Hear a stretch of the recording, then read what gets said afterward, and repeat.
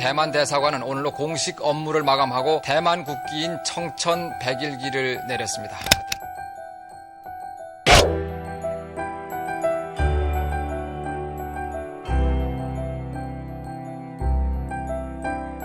우리가 나라가 없는 게 너무 안 됐어요. 작성합니다.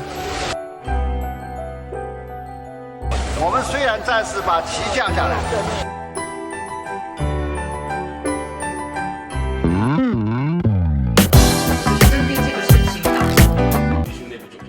감사 인사를 드리겠습니다. 我们来进一步来努力。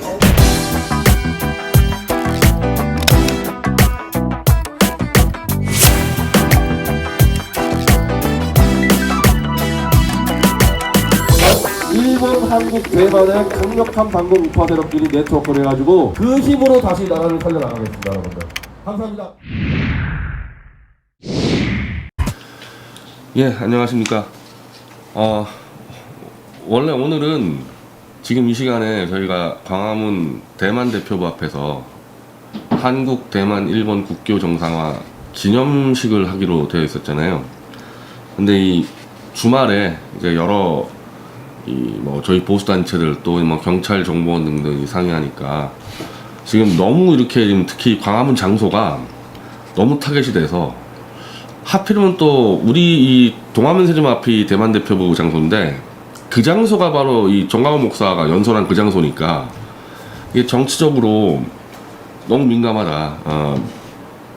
저는 이 대한민국 경찰이나 보건당국까지는 신뢰하는데 이 친문재인 어용 언론들이 그냥 막 갖다 그냥 밀어붙여버리면은 좀 잘못하면 또 우리가 막 공권력의 대상이 될 수 있어서 미디어 추도 미디어 추지만은 이게 또 국제적인 행사인데 잘못하면 이거 좋은 일 하려다가 또 피해를 줄 수도 있고 또 여러 외부 인사들 문제가 있어서 급하게 저희가 이제 미디어치 스튜디오로 옮겼습니다.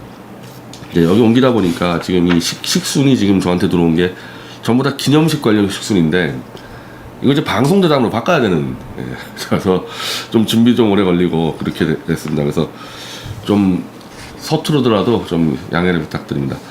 먼저 오늘 그 초대 손님도 이제 원래 이제 축사하러 나오실 분들이 이제 갑자기 대담자가 돼버렸는데 이제 박상우 문명 TV 맞나요? 문명개화. 문명개화 TV 대표 박상우 대표님하고 낙성대 경제연구원 연구소죠. 낙성대 경제연구소 연구위원 이우연 박사님 나오셨습니다. 안녕하십니까.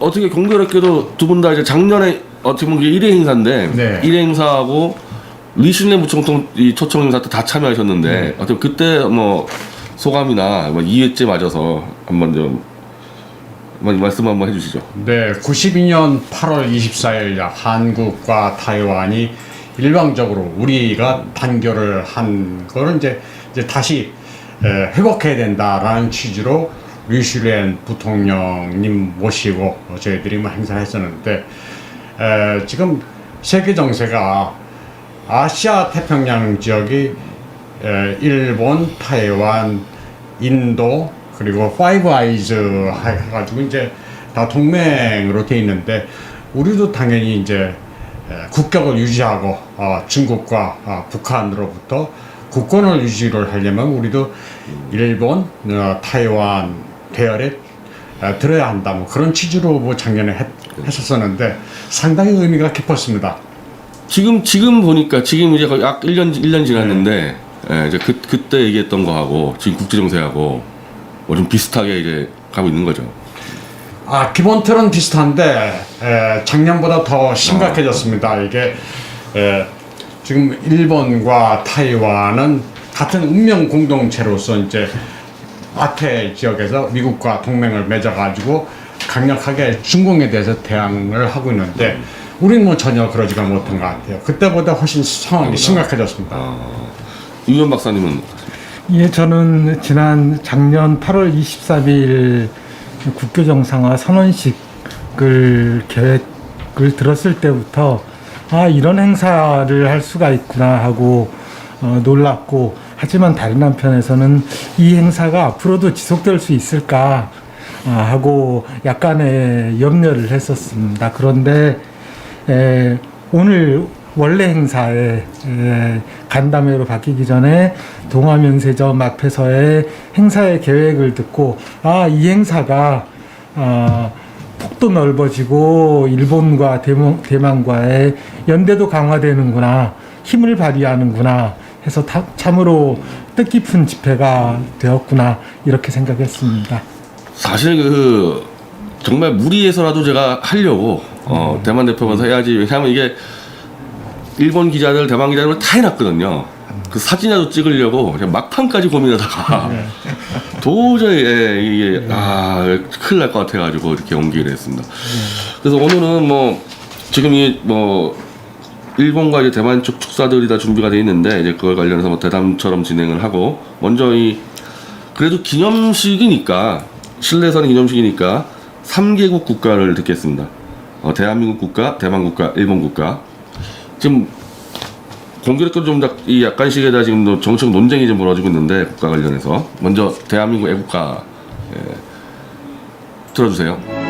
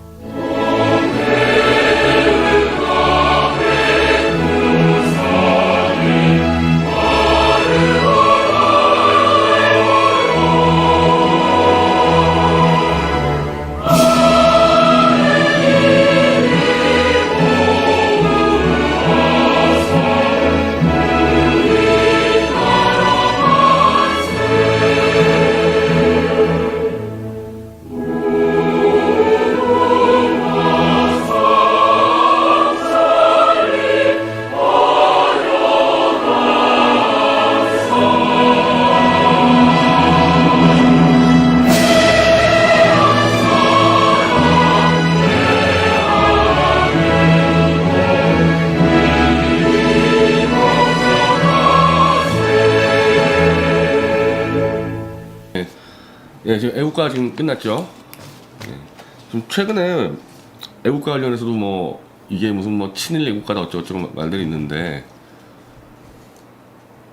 글쎄요. 친일 애국가 요거 한 번만. 그렇게 따지면은 그 당시에 1905년부터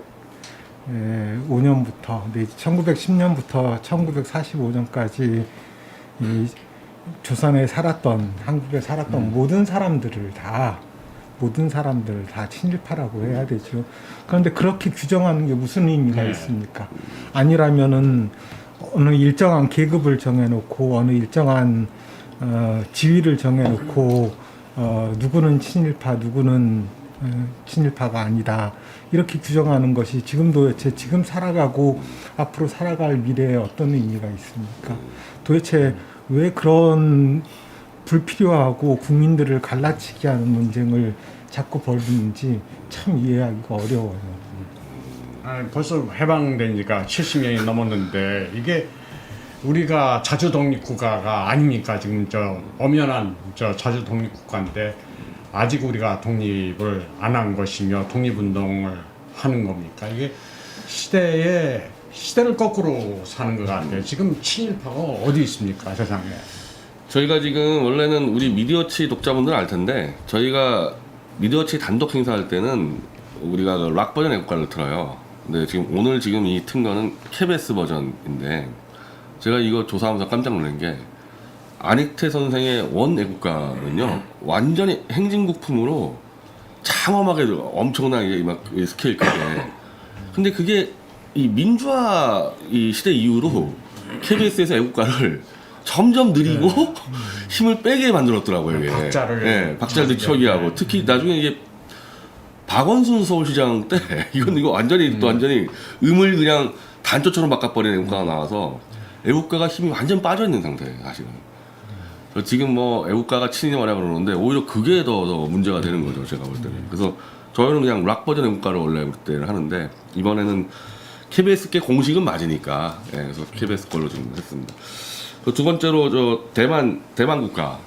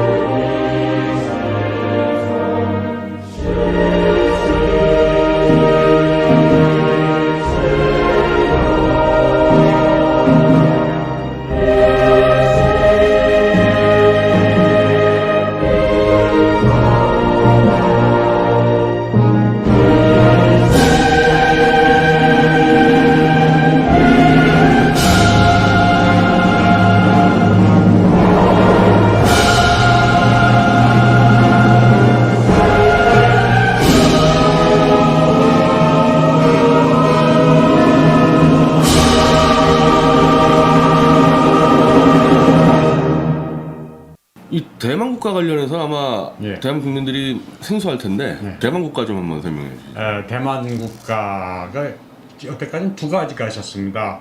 국제사회에서 대만이 정식 국가로 인정을 못 받으니까 올림픽이나 아시안 게임에서는 이 국가 대신 국기가라는 걸 들었어요.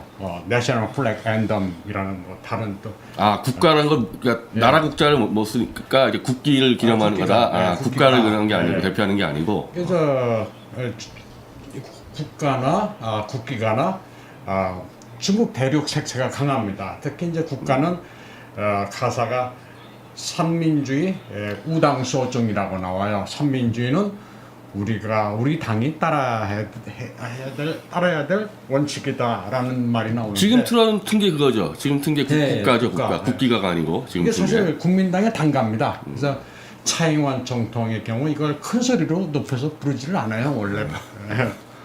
그냥 국민당 당가이기 때문에 해서 지금 저 타이완도 이제 중국 본토 색깔을 많이 벗어나고 있습니다. 이를테면 뭐 중화항공도 타이완 항공으로 이제 바꾸고 중화를 빼버립니다. 이제. 이름은. 그리고 아 여권도 이제 뭐 여권에서 중화민국이 아니라 타이완을 바꾼다고. 예.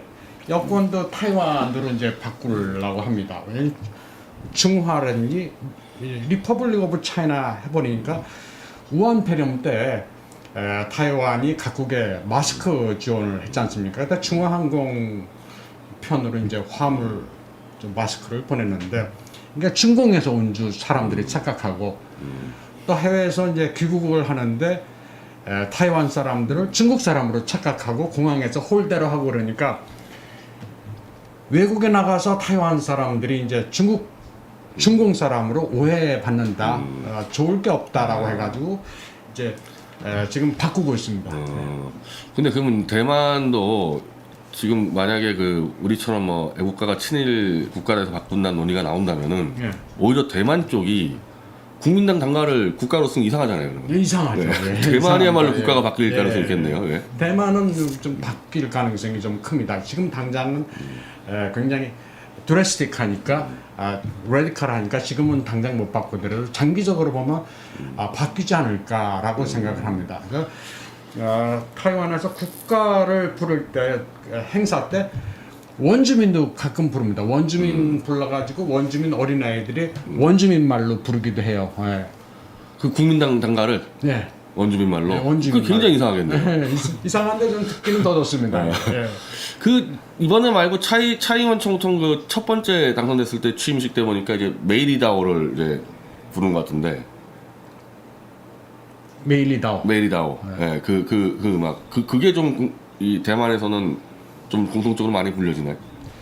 그것도 뭐 많이 부르고 뭐 여러 가지 많이 부릅니다. 기본적으로는 타이완도 일단 명맥이 이제 국민당이 건너가지고 세운 정권이니까 이걸 완전히 지금 뭐 없애거나 그러지는 못합니다. 다만 이제 장개석 동상은 사람들이 이제 거기다 페인트 칠을 하고 하니까 한쪽으로 다 옮겨놨습니다. 공원에다가. 그래도 나만 있나 보네요. 당에서 동상이 많이 없어졌다 하더라도. 많이 있습니다. 그래서 한쪽 공원 한쪽 공원에. 조성해가지고 거기다 몰아놨습니다. 야, 근데 우리 지금 이승만 대통령 동상은요, 저 부산의 공원에 설치했다가 그 창고로 옮겼어요. 한쪽에 옮긴 게 아니라 아예 경기도 쪽 창고에다가 그냥 집어넣어 버렸는데. 그 이승만 대통령 케이스랑 단순 비교가 안 되는 게 이승만 대통령은 우리 대한민국 건국한 대통령이고 그렇지만 저 장개석은 패트를 해서 대륙에서 타이완으로 온 거지 타이완하고 별로 연고가 네, 없습니다. 없죠. 네. 연고가 없고 뭐 순원도 마찬가지죠. 순원도 그 부인 송경령이 중화민국의 명예부주석을 지냈어요. 그래서 중국 공산당과 굉장히 친하고 그쪽에서 연구를 주장합니다. 그러니까 중화고 차이나고 이거 니들 다 가져가라 이렇게 생각하는 사람들이 많습니다. 자, 뭐 나중에 또 우리 말씀도 들어보고요. 지금 일본 국가를 이제 우리가 뭐 행사에서 이렇게 뭐 들을 일이 별로 없죠. 일본 국가 생각보다. 뭐 권투 경기할 때 별로 없고. 일본 국가에 대해서 좀 아시나요? 김미가요라고 김미가요. 예. 네, 김미가요라고 합니다만은 우선 듣고 말씀드려도 괜찮을 것 같습니다. 예, 그러시죠. 예, 일본 국가 한번 들- 듣고 보고요. 예.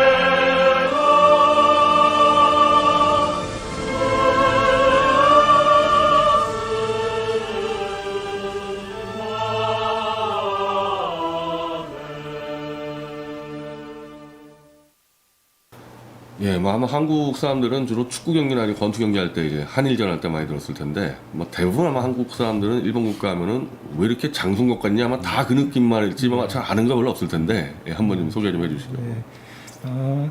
간단히 말해서 기미가요는 그것이 여러 가지 의미로 불립니다. 그것이 천황을 생각하는 의미로도 불리고 아니면 부모를 생각하는 의미로도 불리고 아니면 그야말로 사랑하는 님을 위한 의미로도 불리고 그렇게 불렸던 것이 수백 년, 1천여 년 이상이 됩니다. 아 그래요? 예. 그것이 약간씩 편곡이 되고 약간씩 달라지고 그 후로 최근에 그것이 이제는 국가로서 채택이 된 거죠. 그러니까 이것은 마치 기미가요 하면 많은 한국인들이 우길기를 떠올립니다. 우길기와 마찬가지 취급을 받고 있죠. 한국인들에게는. 무슨 말씀이냐면은 첫 번째로 우길기나 기미가요나 이미 수백 년 전부터 1천여 년 전부터 사용되었던 불리워졌던 노래고 깃발이었습니다.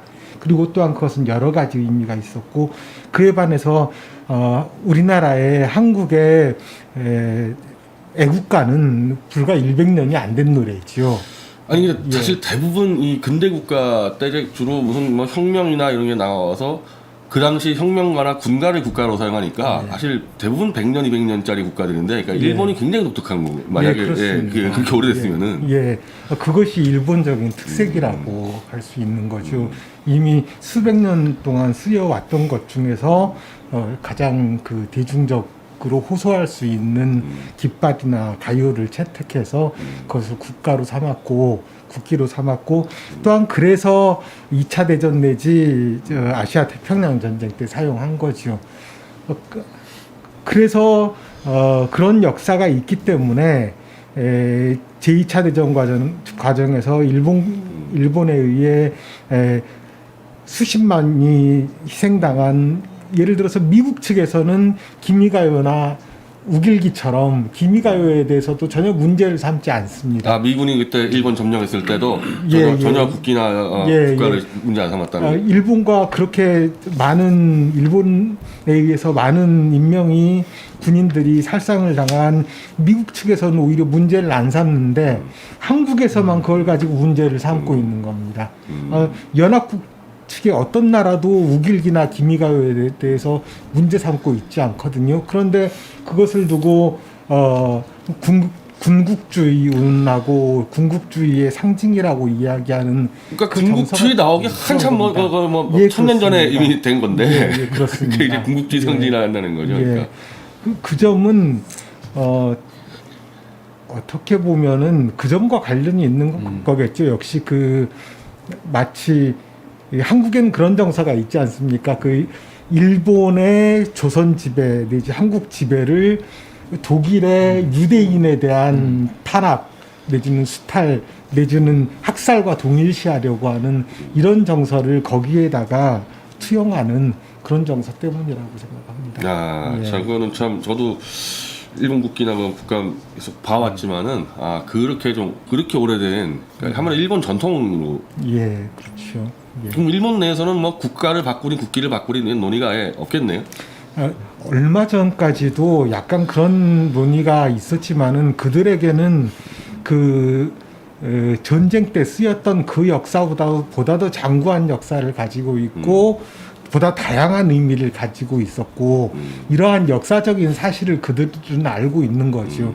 즉 그들에게는, 일본인들에게는 그 기미가요가 천황에 대한 마음 내지는 천황에 대한 이미지 이것만이 아니라 다양한 이미지를 가지고 있고 그런 이미지를 그들 스스로도 이미 받아들이고 있는 겁니다. 그런데 그 중에서 딱 한 부분만 꼬집어 내 가지고 한국인들은 그걸 잡아서 꼬투리 삼아서 문제 삼고 있는 거죠. 따라서 기미가요에 대해서 한국인들이 그런 정서를 가지고 있다는 거에 대해서 대부분의 일본인들은 알지도 못하고 관심도 없습니다. 그게 말이 안 된다는 거죠. 참고로 이제 미국이 이제 워낙 나라가 짧은 나라니까 미국 국가를 이제 영국하고 이제 2차 전쟁할 때 이제 그때 그 시인 한 명이 의해 쓴 가사에다가 영국의 술집에서 부르는 술집 노래를 갖다 붙여버린 게 지금 미국 국가거든요. 그러니까 역사가 짧은 나라들은 이런 게 많다 보니까 사실 미국 같은 경우도 저 국가 바꾸자는 얘기가 많이 나와요. 어떻게 영미 전쟁에서 나오는 그 가사 가지고 하는데 영국인들 술집 노래를 갖다 붙였냐. 그래서 그 아메리칸 뷰티인가 그거 좀 찬송가 같은 노래를 막 대체해가지고 바꾸려고 노력했는데 이 국가 바꾸는 게 보통 문제가 아니지 않습니까? 그래서 이제 대충 이제 무마된 거거든요. 그거에 비하면 이제 한국의 이제 안익태 선생의 국가를 바꾼다. 그거 정말 국가 전체를 흔드는 일이죠. 자, 이제 이 축사, 대만과 일본 측 축사 영상을 이제 보실 텐데요. 먼저 리슈렌 부총통 영상 축사 준비해 주시죠. 各位韩国的朋友，台湾的乡亲，大家好，我是台湾前副总统吕秀莲。去年，在 Media Watch 创办人边熙载先生的号召之下，各位走上首尔的街头，向贵国的政府呼吁，要重新考虑恢复跟台湾的邦交关系。消息传到台北，我正在举办一个国际会议，我将这个消息当场宣布，贵宾包括大韩民国国会的许多议员。听到这个消息，全场鼓掌，我们感谢大家对台湾的友情。今年不幸全球性发生 COVID-19 的疫情，贵国也受到影响。当时口罩不够用，我心里一直惦念着各位，很想寄一些口罩给大家使用，可是碍于法令规定，没有办法送出去。但是你们了解我的心意，因为我觉得韩国的朋友跟台湾的朋友，我们地理上这么接近，我们的风土人情也非常相像，我们应该互相关怀。今年2020年，中国人叫庚子年，是天灾人祸最多的一年。除了疫情，我们看到全世界非常多的天灾，尤其中国大陆汪洋一片，到处都是水灾，而韩国也很遗憾的有一部分受到洪水的影响，我非常的关心。地球只有一个，所有住在地球上的人类本来就应该像一家人，互相关怀，同时要共同来保护地球。过去我一再主张敬天、惜地、爱人，现在我用这句话邀请韩国的朋友，我们一起来敬天、惜地、爱人。过去2年多，全世界都非常关心朝鲜半岛可能会引爆的核武危机。在各位辛勤努力之下，总算朝鲜半岛的危机过去了。但是遗憾的是，这1年多来，整个危机呢就转移到台湾海峡跟南海地区，因为美国跟中国的两强在争霸天下，海陆2个大国都要主控太平洋。21世纪是太平洋的世纪，我们希望它不要沦为火药库。所以当疫情很严重在蔓延，大家都只能在家里的时候，我全心全意思考这个严肃的课题。我完成了一本新书，叫做《台湾、中国跟美国的大未来》。台湾虽然小，但是在美中争霸当中，台湾的战略地位是非常重要的。所以我们在美中两强之间呢，很为难，也非常的危险，非常担心今后几个月可能战争不知会不会在南海或者台湾海峡爆发。请韩国的朋友为台湾的安全祈祷。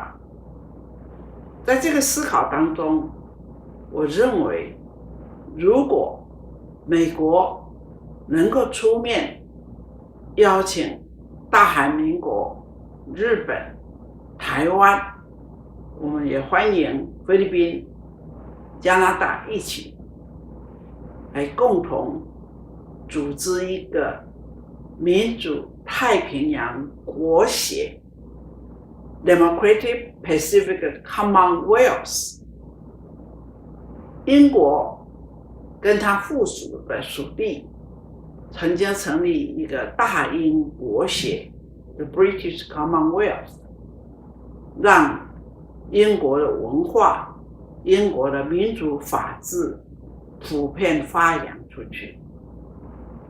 美国、加拿大，加上我们东亚、韩国、日本、台湾，我们都有儒家思想，我们又是民主先进、高科技发达的国家，而我们有3个当今世界上主要的共产国家做我们的邻居，包括中国、北韩跟俄罗斯。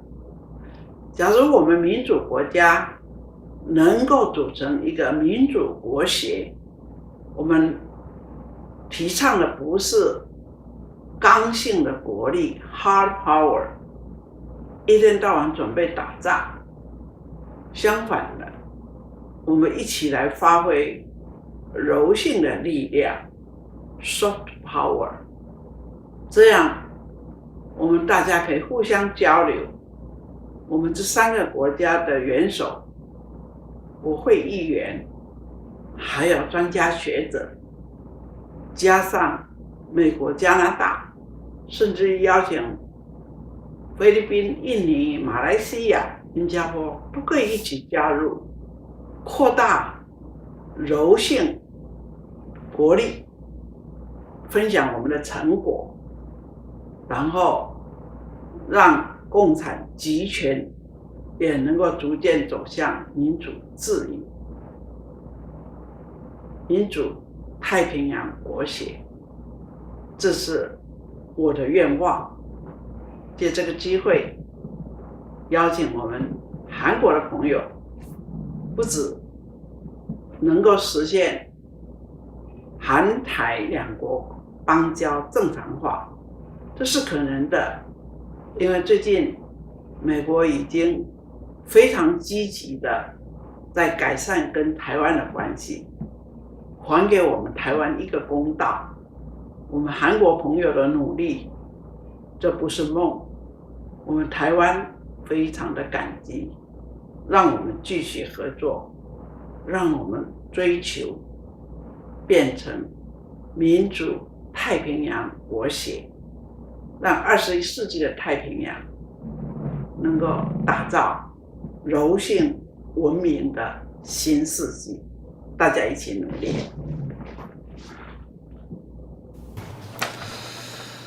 예, 이 리슈레 부총통님은 이미 작년에 우리가 예. 이 국회에서 포럼을 해서 이 지금 말씀하시는 게 연장 선호제가 좀 들리는데 첫 번째는 지금 이제 이 대만과 지금 중국의 지금 이 전쟁 반발할지도 모르는 상황이다. 지금 굉장히 좀 우려를 하시는 것 같은데 예. 지금 어떤 정도 상황입니까? 중국과 대만? 중국이 대만을 계속 위협을 하고 있죠. 근데 쉽지는 않을 것 같습니다. 내년 1월에 뭐 침공 시나리오를 미국에서 싱크탱크에서 뭐 발표를 했는데 중공이 타이완을 침략하면 언제 어디로 침략할 것인가는 다 시나리오를 세워놓고 있습니다. 군사 대비책을 세워놓고 있단 말이죠. 그래서 중공이 침략을 하면 그 노르망디 같지는 않을 것이다. 이거 노르망디보다는 훨씬 바다 간격도 넓고 그리고 저 조수간만 차이로 해가지고 1년에 침략할 수 있는 시기가 딱 정해져 있어요. 그리고 상륙할 수 있는 지점도 정해져 있습니다. 그래서 대체로 다 타이완이나 미국이나 다 대책을 세워놓고 있기 때문에 중국이 허장성세지 실제로 칠 가능성은 크지 않다고 봅니다. 그러니까 어저께가 8월 23일이죠. 8월 23일이 대만에서는 뭐냐면 금문도 포격전이 일어났단 날입니다. 그래서 어제 차이완 총통이 거기 가가지고 장병들 위문하고 또 타이완 국방부는 또 비디오까지 만들었어요. 그래서 중공이 계속 호전적으로 하면 나라가 망한다. 그리고 우리는 위기를 잊어서는 안 된다. 항상 전쟁은 준비해야 된다라는 뭐 비디오를 또 타이완 각 공중파 방송에서 틀었는데 그 정도로 준비를 해놓고 있고 임전태세가 확실합니다. 또 그 타이완은 군사력이 우리 생각보다 또 달라요. 굉장히 강합니다. 뭐가 강하냐면 미사일 전략이 무지 강합니다. 그래서 방공망이 옛날 아프간보다 더 촘촘하다 그래요. 그래서 미사일 밀집도가 이스라엘 다음으로 2위입니다. 세계 2위. 그래서 각종 지대공 미사일이나 지대지 미사일이 7,000기가 있어요. 완전히 고순도치기 때문에 쉽게 치지는 못합니다. 더구나 뭐 요즘 중국 홍수로 인해 가지고 뭐 산샤댐 뭐 얘기 많이 나오는데 산샤댐이 유사시에는 미사일 공격 목표가 됩니다. 그래서 산샤댐을 폭파시키면 중국을 그냥 망해버립니다. 반격할 그런 예. 능력이 있다는 거요. 예. 이번에 그 미국 쪽 이 전직 정보기관 사람들이죠. 그분들이 중국이 만약에 대만을 침공하면은 뭐 3일 만에 끝낼 수 있다. 그리고 이제 거기서 이제 전제 조건이 이제 이렇게 설명하더라고요. 주일 미군을 움직이지 못하도록 일본을 단속할 거다. 그러니까 이 일본에 있는 주일 미군이 실제로 지금 한국도 그렇고 대만도 그렇고 만약에 북한이나 중국이 기습해 들어왔을 때 이 주일 미군 존재가 그렇게 이제 중요하다는 거 아니에요. 이것만 안 움직이게 하면은 잡을 수 있다면 그런 식으로 나오던데. 주일미군 존재가 굉장히 중요합니다. 지금 미국이 어느 정도 일본의 방위 공격을 하고 있냐면 센카쿠를 중국이 치면 우리 개입한다라고 했어요. 그래서 센카쿠가 왜 중요하냐면 센카쿠가 중국으로 넘어가면 중국의 잠수함들이 그 해협을 통과해가지고 타이완 동부 해협을 치게 돼 있습니다. 그래서 전략적으로 상당히 중요하고, 그러니까 일본 본토에서 오키나와, 센카쿠, 타이완 이게 하나의 방어선입니다. 그래서 타이완과 일본은 공동 운명체라고 하고, 이번에 뭐 미국도 일본에 대해서 방위 공약을 확실히 하고 있습니다. 지금 뭐 스타워즈 계획도 하고 있죠. 일본이 그 미국하고. 그 일본의 경우 우주작전대라는 걸 만들었습니다. 5월 18일 날, 금년 5월 18일 날. 그래서 우리는 뭐 일본을 굉장히 우습게 보지만 일본의 위성 기술이 세계 최고입니다. 그 실패율이 2%에 불과 98%가 성공률인데 나사보다 성공률이 높습니다. 게다가 우주 쓰레기를 레이저로 요격하는 기술이 일본밖에 없어요. 그래서 일본에서는 그걸 우주작전대라는 걸 만들어 놓고 목적이 미티어, 그러니까 해성이나 뭐 운석 같은 거 떨어지면 요격하는 거다라고 하는데 사실은 그 미사일 방어 시스템 기술이 그 정도로 축적돼 있다는 겁니다. 그래서 우리 뭐 지솜니아는 우리가 일방적으로 받는 겁니다. 일본의 우주과학기술이라는 건 지금 소옥성까지 탐사선을 보낸 나라가 일본입니다. 그래서 3년 동안 날아갔어요. 류구라는 소옥성에. 그래가지고 거기서 착륙도 하고 영상도 전송을 하고 그 위성 기술로 해가지고 여기 동북아는 다 들여다봅니다. 그러니까 화질이 4K예요. 그럼 풀 HD의 4배 정도의 화질을 가지고 있는데, 그러니까 중국이나 북한이나 다 들여다보고 있는 겁니다. 그러니까 지솜니아 같은 경우도 우리가 매달려가지고 제발 하자라고 해야 될 정도.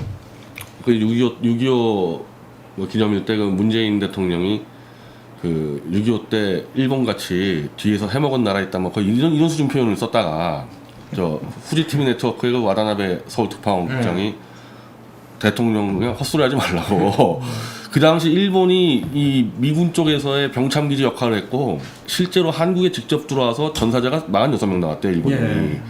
우리가 병참기지로 도왔기 때문에 지금까지 한국이 버티는데 뭘 해먹었다는 표현을 쓰냐. 참, 야, 제가 그 칼럼 보고 정말 이 나라 망신이 바로 저런 게 나라 망신이구나. 그러니까 지금 보니까 이게 대만이나 한국이나 전부 다 일본의 이 군사 지원이 없으면은 심각한 위협을 알 수 있다는 거예요. 반대로 일본과 탄탄하게 동맹을 맺으면은 꽤 아주 튼튼하게 방어할 수가 있는 거고. 자, 그리고 여기서 지금 이 리브 총총님이 이제 민주태평양 국협이라는 이 개념을 들고 나왔는데, 데모크라틱 퍼시픽 커먼웰스. 제가 기억하기는 작년에 우리 국회 포럼 할 때 중립국 개념을 말씀하셔가지고 아마 우리 쪽 대부분 이제 보수 인사들이 우리 입장에서 중립군 이게 딱 나오면은 반미잖아요.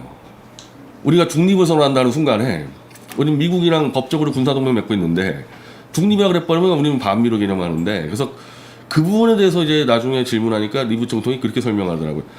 중국이랑 대만은 중국은 자기들 땅이라 생각하고 있고 대만에 이제 이 본토에서 넘어온 사람들 상당수가 중국이라고 생각하는 사람 많아서 자기들 입장에서 중립국이라 그러면은 그거는 반중이라 다들 이제 대만은 중국이라 생각하니까 그러니까 우리랑 이 중립국 개념이 달라서 이게 혼선이 왔었거든요. 근데 이번에 이제 온 거 보니까 이 중립국 표현을 안 쓰고 민주태평양 국협이라는 개념을 정립하신 것 같아요. 우리 세미나 한 뒤에는 이건 오해 여지 없이 미국이 한국, 대만, 일본과 어디가 뭐 인도네시아 뭐 아까 나왔죠 말레이시아 뭐 싱가포르 초청해서 만든다. 결국 이건 지금 중국을 빼고 엄밀히 말하면 우리 쪽에서 볼 때는 이게 친미 동맹이잖아요. 이 지금 미국이 초청하라 그러면은 이게 조금 이게 리부 총통이 이제 이 개념을 한국에서 좀 배우셔가지고 좀 정립한 게 아닌가 오해 소지 없게끔. 근데 타이완 내부에서는 이제 어떤 정체성 그 혼란이 굉장히 아직도 심한 나라입니다. 이게 타이완에 원주민도 무지하게 많고 대륙 출신인데 이 사람은 청나라 때 오고 이 사람은 또 명나라 때 오고 이 사람은 또 국공내전 때 장개석하고 오고 그래서 굉장히 다이버시티한 국가 구성을 가지고 있습니다.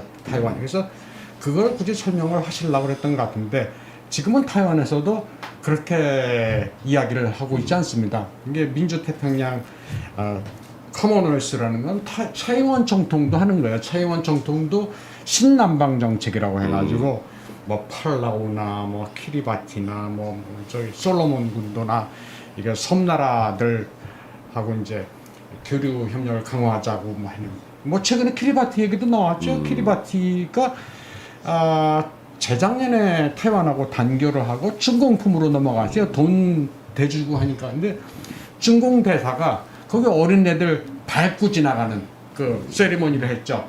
인간 레드카펫이라고 해가지고 그게 한 산하게 된 뉴스인데 그게 굉장히 화제가 됐습니다. 이게 중화 제국의 대사면은 좀 못 사는 나라에 가가지고 경비행기 내려서 그 나라 대통령 만나러 가는데 어린애들을 쭉 바닥에 눕혀놓고 그 등 밟고 지나가는 행사를 되느냐라고.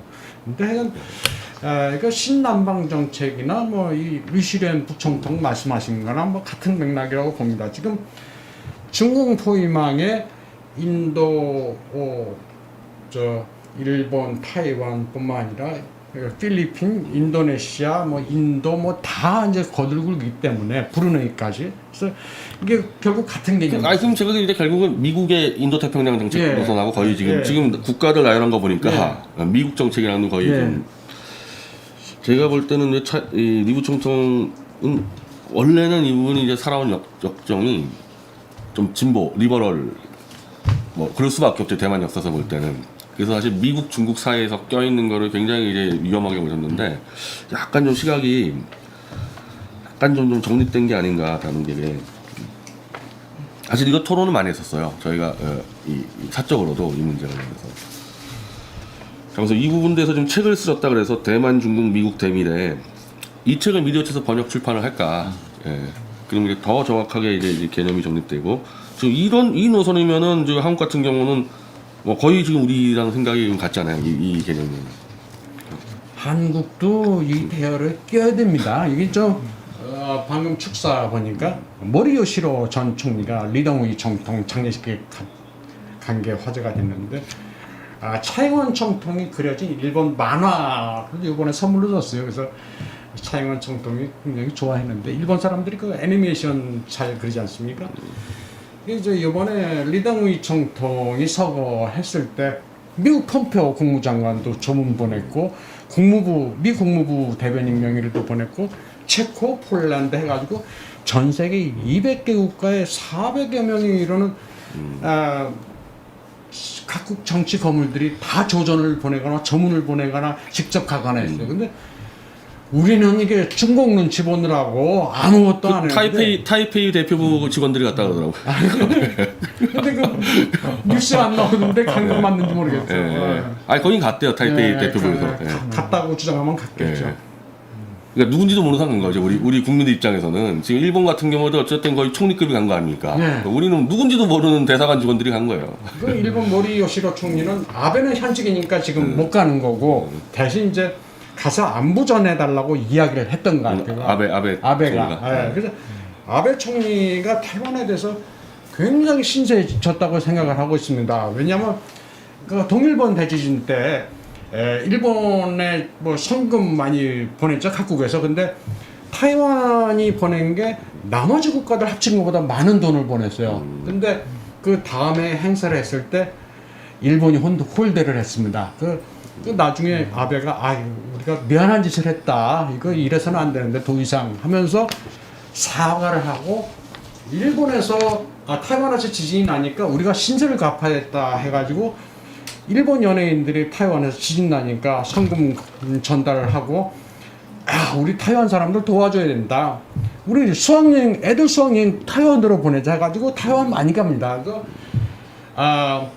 우한필염이 발생하기 바로 전에는 일본 수학여행단이 청통부를 방문했어요. 청통부를 방문했는데 그 차영원 총독이 직접 나와가지고 고등학생하고 일일이 막 악수하고 사진 찍고 뭐 그런 적이 있습니다. 그러니까 이게 두 나라가 설린 우호 관계라는 게 서로 기브앤테이크입니다. 그거 줘야지 이제 받는 거고. 그러니까 우리는 일본에서 뭐 지진 나면 막 좋아하는 사람들 있잖아요. 그 이해가 안 가는 거예요. 같은 휴먼이 아닌가? 왜 일본에서 지진 나거나 뭐 그러면 좋아하는지 모르겠어, 한국 사람. 그러면서 일본이 뭐라 그러면 또 혐한이래, 혐한. 아니 월드컵 같은데 이제 중계를 하면은 지난번 러시아 월드컵 때 이제 일본이 벨기에하고 2대0으로 이기다가 후반전에 3골 먹고 역전패 당했거든요. 한국 중계진이 완전히 이거 광복절 만세 수준으로 한국 중계진이 그 일본 사람들이 보면 어떻게 생각하겠어요? 왜냐하면 축구라는 거에서는 이제 같은 동양인으로서 이 축구 역사라는 게 좀 짧고 그러잖아요. 그럼 그게 어떻게 보면 일본과 한국이 좀 비슷한 처지인데 그 벨기에한테 일본 역전패 당했다고 막 침바람 나가지고 자 지금 다음번에는 이 사쿠라이 요시코 어떻게 보면 아베 정권의 좀 이데올로그 비슷한 분이죠. 현실 정치는 참여 안 하는데, 그러니까 옛날에 이제 후쿠야마 유키치 비슷한 현실 정치는 참여 안 하지만은 그 현 정권의 이 이데올로 역할하는 그래서 사쿠라 요시코 이사장 축사 한번. 皆様こんにちは。韓国のメディアウォッチの皆さん方、こんにちは。私は東京の桜井よし子です。この度皆さん方が東京とソウルと台湾を結んで自由主義を報ずるみんなの力を結集しようということで運動を始めることになったと聞きました。とても嬉しく思います。ご承知のように今世界はアメリカを中心とする自由主義、民主主義、法の支配を尊重する人々、人権、人道を大事にする国々。そのような国々と、相手方は中国。中国は独裁政権です。自由も民主主義もありません。法の支配もありません。そして表現の自由もありません。そのような陣営ときちんと向き合って、私たちの生き方を守ろうという動きが、世界全体で出てきています。そのような流れの中で、韓国の皆さん方が勇気を持って、ムン・ジェイン政権の下で、この自由を求める大きな声、民主主義を求める強い信念を表明するということで、本当に嬉しく思います。日本と韓国は多くのことを共有しています。日本の運命は韓国の運命とも重なります。お互いにこの地球社会を本当にどの人にとっても住みやすい場所、そして一人一人の才能、一人一人の考え方というものが、のびのびと羽ばたくことができるような世界を作る。そのような共通の目的に向かって、皆さん方と私たちと力を合わせていきましょう。その意味で、韓国の皆さん方、今そこに集まっている皆さん方、その志を高く評価し、心から応援します。一緒に頑張りましょう。ありがとうございます。 그 리슈렌 부총통 축사합의회 했을 때 중국에 대한 이 타겟을 훨씬 더 직접적으로 하시는 것 같은데요. 어떤 이면 박사님? 지금 한일 관계에 대한 이야기도 하셨는데 제가 일단 먼저 말씀드리고 싶은 거는 우리가 지금 위기를 가지 못하고 있다고 생각합니다. 우리가 지금 한일 관계가 심각한 위기에 있고 이것이 지금 그 징용공 재판 때문에 공시송달이라고 하는 형태로 일본 기업의 일본 자산, 일본 제철 자산의 화폐화가 송달이 되었고 그에 대해서 항소가 진행됐고 그 기간이 끝나면 바로 한국에서는 현금화, 자산을 현금화, 화폐로 바꾸려고 할 테고 이에 대해서 일본은 제 생각으로는 그동안의 일본의 태도와 다르게 이번에는 결코 양보하지 않을 것이다. 현금화에 착수하자마자 일본에서는 할 수 있는 한에 바로 제재가 들어올 거다. 대표적인 게 금융제재고 그 금융제재가 들어왔을 때 한국 경제는 참으로 심각한 위기에 빠질 거다. 이렇게 생각합니다. 그 문제를 막기 위해서 한국 정부는 대책이 있어야 되는데 지금 아무 대책이 없다는 거죠. 그래서 지금 사쿠라이 요시코 선생 또한 한일 관계에 대해서 다시 한번 그 중요성을 강조하는 말씀을 하는 부분이 포함됐다고 생각됩니다. 하지만 그렇게 일본이 그렇게 제재로 나왔을 때 일본이 한국 경제에 대해서 제재하는 정책을 폈을 때 지금 문재인 정부가 어떻게 대처할지에 대해서는 아무도 알지를 못해요. 왜냐하면은 일본에 대해서 사실 원칙이라는 게 없거든요. 오로지 있다면은 그 반일 뿐인데 그것도 지금 정부에 대한 지지도가 어떻게 되느냐에 따라서 달라질 거라고 생각합니다. 해서 지금 정부의 문재인 정부의 대외 정책은 한쪽으로는 반일, 한쪽으로는 친중. 근데 사실은 우리가 어떤 이유를 대서든지 간에 기본적으로 우리가 알고 있는 자유민주주의와 자유시장 경제를 지향한다는 점에서 볼 때 우리가 가야 될 길은 친일이고 반중이고 또한 그 반중을 위해서는 반드시 대만과의 관계를 정상화하고 발전시켜 나가야 되죠. 그렇게 본다면은 지금의 문재인 정부는 정확하게 그 반대의 길을 가고 있는 거고 그에 대해서 사쿠라이 요시코 선생님이 말하는 것처럼 일본 내지 일본 정부, 일본 지식인들은 한국 정부에 대해서 심각한 그 문제의식을 가지고 있는 겁니다. 그런 상황이기 때문에 이런 분위기 하에서는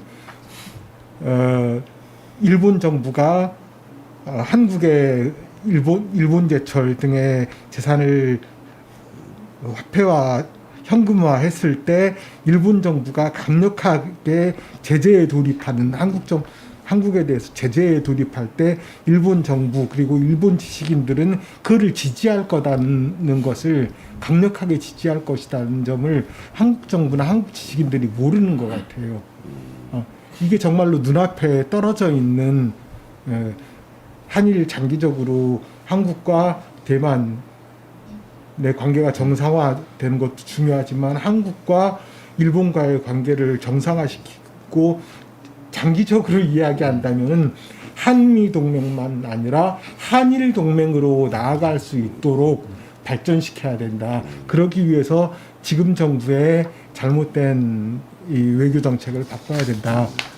이 점을 강조하고 싶습니다. 일본 지식인이나 이 기자들은 지금 한국 국민들이 문재인 이렇게 지지하는 걸 이해를 못 하고 있죠. 예. 예, 왜 지지하는지 자체를 예. 도저히 이해를 못 하고 있는 겁니다.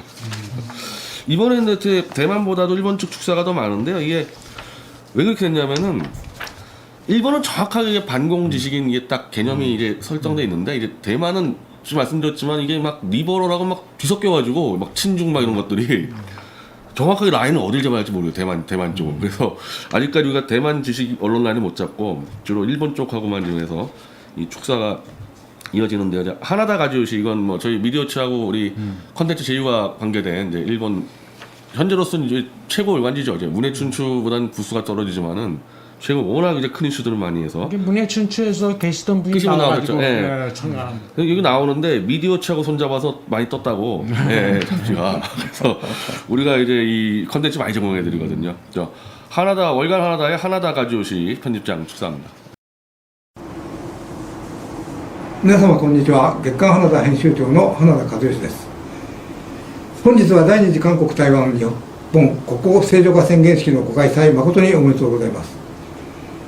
メディアウォッチのピョン顧問には昨年兵士にムン・ジェインの政治犯収容所と題した獄中手記を寄稿いただき、日本はもちろん各国でも各メディアが大々的に取り上げ大評判になりました。おかげさまで月刊花田は今や韓国で最も知られた日本の総合誌というふうに言われているそうで、嬉しいような気恥ずかしいような思いでございます。さまざまな政治的圧力もいとわず、ムン・ジェイン政権に対して言論で真正面から戦われているピョン顧問の活躍を心から応援しており、引き続き今後も月刊花田でお力になりたいと、そう思う次第でございます。さて、今ムン・ジェイン政権によって日韓関係のみならず日台韓関係にも大きな歪みが生じています。このままでは韓国、そして台湾もまた習近平の中国に飲み込まれてしまうのではないか、大変な危機感を持っております。だからこそピョン顧問が提唱されているように、今こそ日本、韓国、台湾の三角反共自由同盟構想が求められているのではないか、私もそう思います。韓国でも今独自に韓国の国益を考え、台湾、日本と共にする反共自由同盟論が韓国の保守論客ピョン顧問から提起されて大きなうねりとなる兆しがあり、日本の保守の立場でもようやく何か接点ができるような気がして嬉しい思いでおります。このような接点がさらに大きくなることを願っています。そしてピョン顧問の考えが遠くない未来に韓国の実際の外交政策となるよう願っております。日台韓の良好な関係はこの先の世界に必ず必要です。価値観を共有する3カ国の有志たちが力を合わせれば必ずや実現できると私は確信しております。月刊花田でも、少しでもその一助になれるよう努めてまいりたいと思っております。ピョン顧問にはこれからもです、ぜひ月刊花田にいろんな形でですね、ご協力いただき、論考をお寄せいただきたいというふうに思っております。本日は本当におめでとうございました。 이거 확실히 뭐 언론인답게 좀 더 이제 구체적으로 많이 이제 짚은데 보니까 이제 이 문재인 정권을 아예 이 신뢰 안 하는 것 같고, 지금 이제 이분이 불안해하는 것 보니까 대만이랑 한국이 이 중국한테 먹힐까봐. 근데 이건 원래 일본의 전통적인 이 외교 안보관 아닙니까? 이게 한반도가 한 100년 전에도 러시아한테 먹히면은 자기들도 이제 위험해지니까 그 불안감이 좀 그대로 지금 좀 느껴지는 것 같아요. 이분 지금 말씀하시는 거 보면은. 뭐 만주도 그렇고 뭐 조선도 그렇고 이게 결국은 러시아의 팽창을 막는다, 뭐 그 차원이었습니다. 그리고 지금도 러시아와 옛날 대항했던 것처럼 과거에 러시아와 전쟁한 것 때문에 동양에서 유일하게 중국과 러시아를 이긴 나라가 일본이죠. 물론 뭐 나중에 미국한테 졌긴 했지만, 그래서 지금도 영일 동맹이 그때 전통을 가지고 있습니다. 그래서 예전에 그 테레사 메이 영국 총리가 일본 방문했을 때 이즈모 함에 올랐죠. 이즈모가 옛날 배 이름입니다. 옛날 그 1차 대전 때도 있었는데 그게 영국제 순양함이거든요. 영국제 순양함 이름 계승했다 해가지고 우리 뭐 같이 영국과 인연이 있다라는 걸 강조를 했고, 도고 제독이 영국에서 교육을 받았습니다. 그 영국 해군 학교에서 교육을 받고 넬슨을 굉장히 존경을 했죠. 그래서 넬슨의 전법 가지고 그 스시마 해협에서 러시아 발틱 함대를 무찌른 건데, 이순신 장군 전법 썼다고도 듣는데. 하객진이나 네. 그 T자 구동이나 넬슨은 똑같아요. 기본적으로는 똑같습니다. 일렬 정대로 오는 함선을 횡도로 막아가지고 포격을 집중한다는 점에서 원리가 똑같은 겁니다. 예. 결국은 이제 도고 헤이하츠로 제독이 그때 미카사라는 기함을 사용했었는데, 그 나중에 미카사가 지금 요코스카에 있습니다. 한때 이제 고철로 팔아먹고 막 그랬어요. 일본 사람들이 나라 어렵고 그럴 때 거기 뜯어가지고 이제 고철로 팔아먹고, 한때 수족관으로도 개조했다고 댄스홀로도 개조를 했다가 그랬을 때 그거를 보존해야 된다라고 주장한 사람이 니미츠 제독입니다. 니미츠 제독이 2차 대전 때 미드웨이에서 일본을 박살낸 그 미국 해군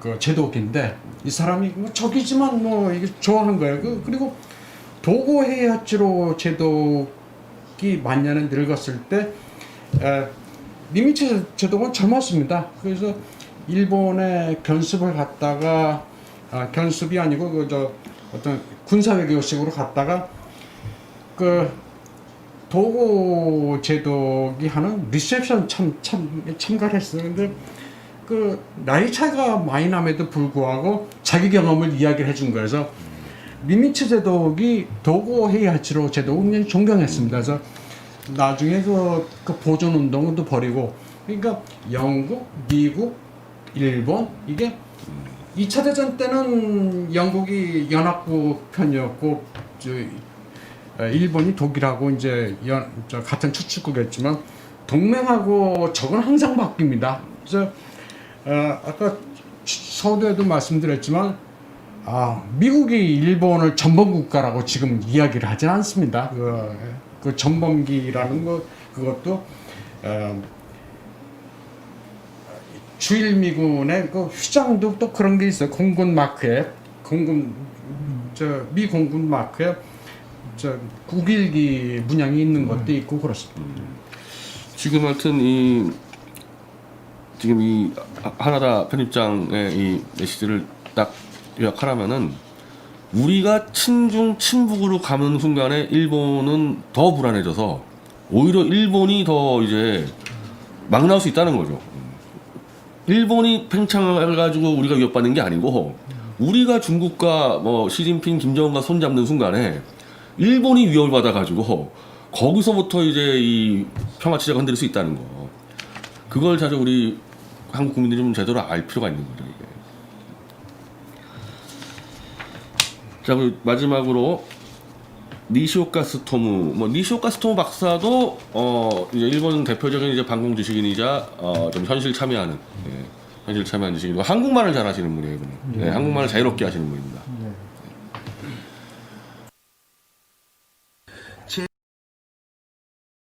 제2차 한국 대만 일본 국교 정상화 성원식 개최를 축하드립니다. 원래 같으면 저도 한국을 방문해서 참가하고 싶었습니다만은 우한 발신형 코로나 바이러스 때문에 그것이 못돼서 유감스럽습니다. 현재 동아시아는 문명의 전쟁 중에 있습니다.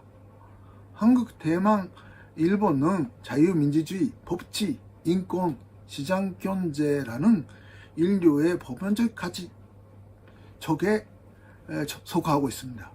반면 중국 공산당 독재 정권, 북조선 세습 독재 정권은 인류의 적인 존재주의 세력입니다. 중국 공산당 독재 정권은 등소편 시대에 자본주의를 도입했습니다. 그러나 일단 독재라는 비문면적인 정치 시스템은 평화시키지 않았었습니다. 그래서 현재 중국은 공산주의부터 파시즘으로 이행했다고 저는 보고 있습니다. 또 북조선 개인 독재 정권은 한국과의 경제 개발 경제에서 완전히 배복했지만은 표면적으로는 사회주의 경제 시스템을 유지하면서 일본의 조선년 한국의 자파정부부터 많은 외화를 산업받고 수련의 개인 자금으로 해서 경제를 움직이는 기본적인 존재주의가 됐습니다. 그 양자는 생산수단을 독점적으로 사유하는 자본가와 지주들이 노동자와 농민을 착취하고 있다. 이라고 하는 마르크스 레닌주의 이론을 버릴 수밖에 없게 됐습니다. 그 대신에 차별적인 방위를 매개로 한 민족주의에 살아가는 길을 찾습니다. 모택선은 1960년대 일본군이 국민당군을 약체화해 줌으로써 우리들의 혁명에 성공했다고 이야기를 했었습니다. 김일성도 60년대까지는 소련군이 일본과 싸웠다, 중공군이 미군과 싸웠다 이라는 사실을 부정하지 않았었습니다. 그러나 중국 공산당은 개혁개방 정책을 도입한 후 계급의 적이라는 개념을 쓸 수가 없게 되어서 일본 군국주의가 싸웠다 이라고 하는 것을 자기들의 권적으로서 내세우고 일단 독재를 전담화하기 시작했습니다. 북조선도 김정일 주도로 한국은 진일파가 지배하는 더러운 나라다. 북조선이야말로 진일파를 전사한 민족의 전통성을 가지는 나라다. 이라는 선전을 시작했습니다. 일본은 면지유신을 통해서 서양부터 보편적 가치를 도입했습니다. 조선과 대만은 일본 통치 시대에 일본을 통해서 역시 보편적 가치를 도입했습니다. 그리고 냉정하에서는 일본과 한국과 대만은 공산주의라는 반문명하고 싸우고 소련 봉계라는 승리를 얻었습니다. 그러나 그 후도 동아시아에서는 자본주의를 악용한 존재주의에 변화한 중국 공산당 정권하고 북조선 세습 독재 정권이 민족주의를 매개로 해서 살아남고 반문명적인 존재주의를 확산하려고 하고 있습니다. 솔직히 말씀드려서 현재 한국은 반정도 존재주의가 지배하고 있지 않을까 의문을 가지고 있습니다.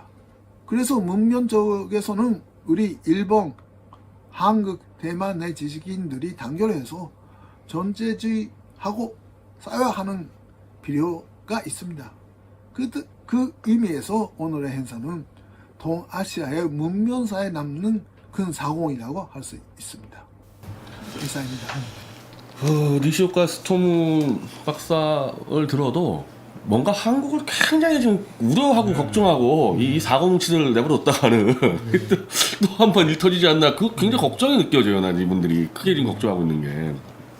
저 말씀하시는 거 보니까 결국은 우리가 역사를 잘못 배워가지고 우리나라 대한민국이 이 지경에 왔다고 걱정을 하는 게 보입니다. 지금 말씀하신 거 보면 중국사도 정통하신 것 같아요. 모택동이 사실 항일 전쟁을 한 게 아니고 일본군과 내통을 해가지고 장개석을 몰아냈다는 그 이야기를 하시는데 아주 정확한 지적입니다. 지금 저 댓글을 보니까 이제 니시오카 츠토무 박사도 하셨고 아까 그 사쿠라 요시코에 대해서 말씀하시는 분들이 많은 것 같아요. 굉장히 아나운서 출신이고 단정하다고 그러시는데 직접 만나보셨죠? 네, 아주 뭐 진짜 저분이 이런 중반이세요. 근데 아직도 굉장히 고우시고 아나운서를 하셨기 때문에 평상시 하시는 말씀을 그대로 딕테이션하면 완벽한 문장이 됩니다. 우리는 보통 그렇게 못하잖아요. 우리는 언어구사가 완벽하지가 않은데 저분 언어구사는 아주 고급 일본어입니다. 그래서 유튜브 좀 많이 보시는데 일본 유튜브 많이 보십시오. 일본 뭐 하나다 라든지 객관 하나다도 물론이고 사쿠라 요시코 이사장도 자기 유튜버를 하죠. 유튜브 있습니다. 생방으로 해가지고 네. 뭐 실시간 10,000명 넘어가고 이렇게 하더라고요. 그러니까 일본어 공부하시려면 일본 유튜브 보시면 됩니다. 아주 수준이 높습니다. 뭐 결례가 안 된다면 드릴 수 있는 말씀으로 만나본 소감으로는 대단히 만나보셨어요? 대단히 스마트하다. 저만 못 만났는데. 예. 그런 느낌이 들고 아까 니시오카 치토모 박사나 아니면은 지금 사쿠라 요시코 여사나 공통된 거는 말씀하신 대로 지금의 한국에 대한 걱정입니다. 한국의 외교, 한국의 기타 정책에 대한 걱정인데 지금 이 모임이 지금 이 행사가 한국, 일본, 대만의 국교 정상화 아닙니까? 거기에서의 국교 정상화라고 하는 거는 한국과 대만 사이에 없어진 국교를 다시 다시 세우는 것뿐만 아니라 지금 한국과 일본 사이에 이 외교 관계가 전혀 정상적이지 못하거든요. 비정상적인 겁니다. 지금 상황이. 그래서 1965년 국교 수립 이후 최대의 위기라고 하는데 그 위기의 실상을 한국 국민들만 인식을 못하고 있는 거죠. 따라서 여기서 말하는 한국, 일본, 대만 사이의 국교 정상화라고 하는 거는 한일 간의 국교를 정상화하는 것, 이 문재인 정권의 반일 정책을 없애고 철폐하고 이 친일, 이 한일 동맹으로까지 나아가기 위한 그 초석을 다지는 것으로 그런 의미로 해석되어야 된다. 그런 생각을 해봅니다. 그 의사조약을 이제 체결하는 그 이토 히로부미가 그 명분이 이 조선을 놔뒀더니 러시아한테 찍적거리고 청나라 찍적거리고 그래서 아시아 평화를 무너뜨렸다 놔두면 그래서 외교권을 뺏은 거 아닙니까? 난 지금 이분들 지금 축소하는 거 들으면은 그 걱정이 대한민국 걱정에서 고맙긴 한데 이 걱정이 이제 해소가 안 되면 바로 100년 전에 그런 비슷한 사태가 벌어질 수 있다는 거예요. 왜 일본은 한반도까지 적화되면 자기들이 위험해지니까 그때 딱 그 논리이지 않았습니까? 이게 우리가 사회가 조선으로 회귀를 하고 있습니다. 이게 일본이 과거 일본 제국주의 일본이 아닙니다. 시장 경제, 자유민주주의, 법치, 인권의 바탕을 둔 서방 자유세계의 일원입니다. 근데 우리는 아직도 그 2차 세계대전 때 외놈들 이렇게 생각을 하는데 이거 고쳐야 됩니다. 우리가 조선이 아닙니다. 조선이 아니고 지금 대한민국이고 대한민국이라는 국가는 조선과는 완전히 결별된 상태로 신생국가라는 차원에서 역사를 직시를 해야 됩니다. 우리나라 국민들이 제발. 대외 관계에서 잘못해서 물론 뭐 여러 가지 이유가 있겠습니다만 대외 정책에 잘못돼서 1905년에 한 번 망했지 않습니까? 한 번 망했는데 두 번 망하지 말라는 법 있겠습니까? 저는 그 결정적인 문제가 일본과의 외교 문제다, 일본과의 관계 문제다. 어쩌면 또 한 번 망해봐야 정신을 차릴지도 모르는 문제 아닌가. 심한 말씀 죄송합니다. 미디어치 아마 이게 지금 올라가 있을 텐데 일본 슈칸 포스트에서 일본과 대만이 단결해 중국에 맞서야 한다. 한국 빠져 있어요. 뭐, 믿을 수가 없기 때문에 한국 빠져 있어서 일본과 대만이 단결해서 중국에 맞선다. 지금 이런 지경으로 지금 가고 있습니다. 이거 지금. 자, 미디어치 이제 그 인터넷 사이트에다 기사 올라와 있으니까 확인해 보시고요. 지금 원래 여기 함께 출연하기로 하셨던 그 한민호 선생, 원래 이제 문광부 공무원 오래 하시다가 지금 공자학원 추방 국민운동본부 대표, 뭐 대충 뭐 이름만 들어도 반중 단체죠 이거. 이름만 봐도. 그래서 대만과의 국교 정상을 촉구한다 이렇게 이 축산을 보내가셨고요. 이것도 미디어치에서 이렇게 정리해서 다 기사로 올리겠습니다. 그래서 요점만 말씀드리면은 중국 공산당은 인류의 공적이며 사상 최악의 전체주의 집단이다.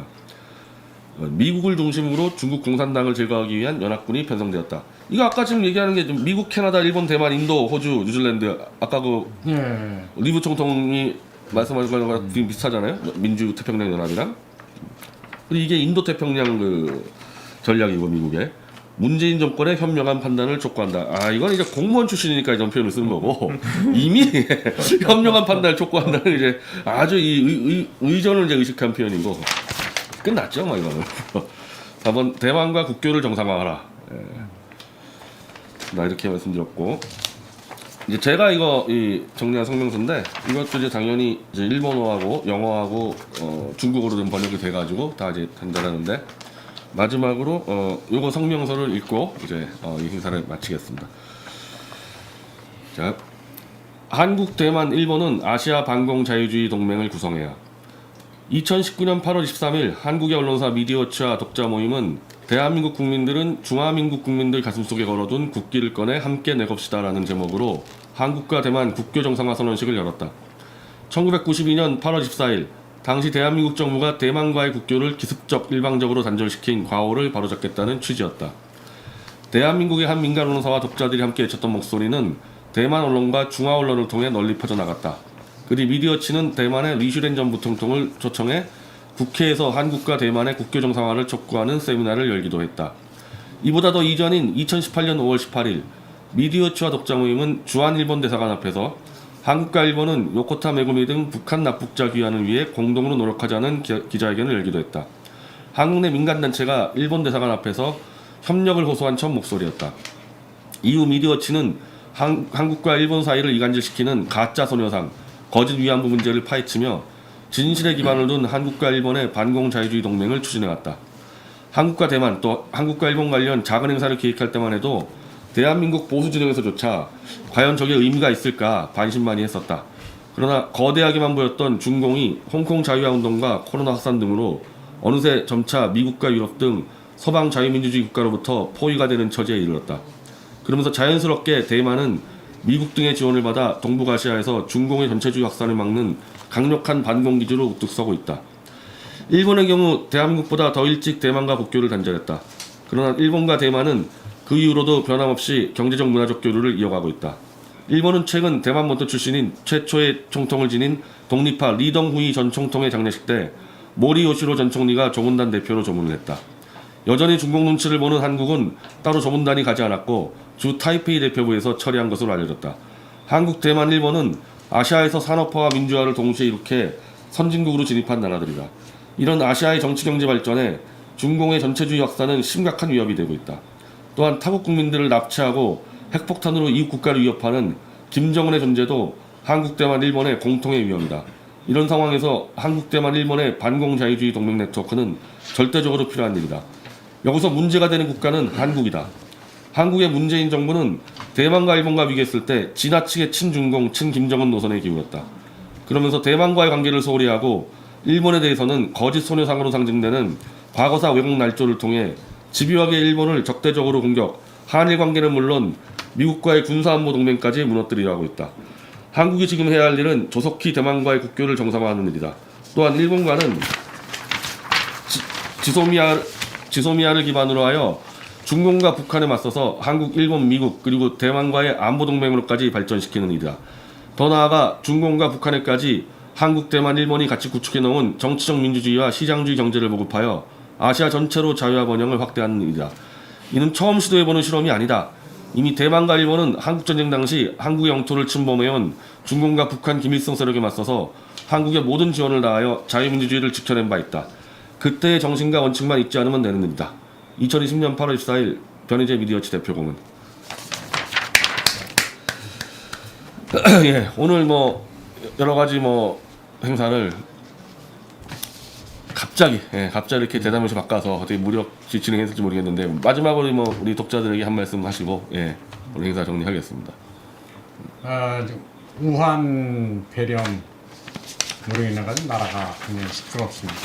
우리 뭐 살아남아야 되고 어제 보니까 홍콩에서 쥐은발이 등산하는 모습을 현지 언론들이 인터뷰를 했어요.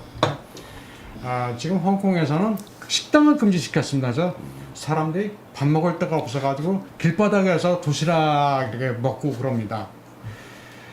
뭐 그런 걸 굉장히 많이 걱정을 하면서 안에 있으면 우울할 것 같아가지고 산에도 오르고 공원도 가고 한다. 물론 이제 남들 눈에 안 띄게 이제 혼자 운동을 하는데 집에 있다가는 좀 우울증 걸 것 같다.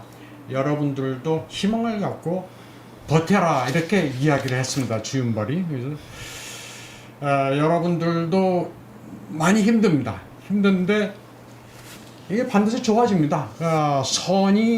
정의가 악을 반드시 이길 겁니다. 우리 미디어워치 독자분들도 그 나라가 정상화되고 제대로 바로 설 때까지 건강하시고 복 많이 받으십시오.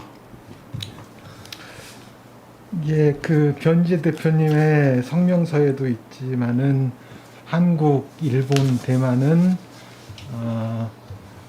산업화와 민주화를 동시에 이뤘다. 자유민주주의의 기초에서 민주주의를 이뤘고 자유시장 경제에 입각해서 경제발전 선진화를 이루었습니다. 그럼에도 불구하고 한국과 일본 그리고 대만의 관계는 지금 정상적이라고 할 수 없습니다. 하지만은 그럼에도 불구하고 이런 심각한 모순에도 불구하고 가장 중요한 가치를 공유하는 세 나라의 관계가 정상적이지 못함에도 불구하고 이에 대해서 문제의식을 가진 사람이 없었습니다. 세 나라의 관계가 정상화되어야 한다는 문제의식을 가진 사람이 없었습니다. 한데 미디어워치 그리고 그 독자님들 그리고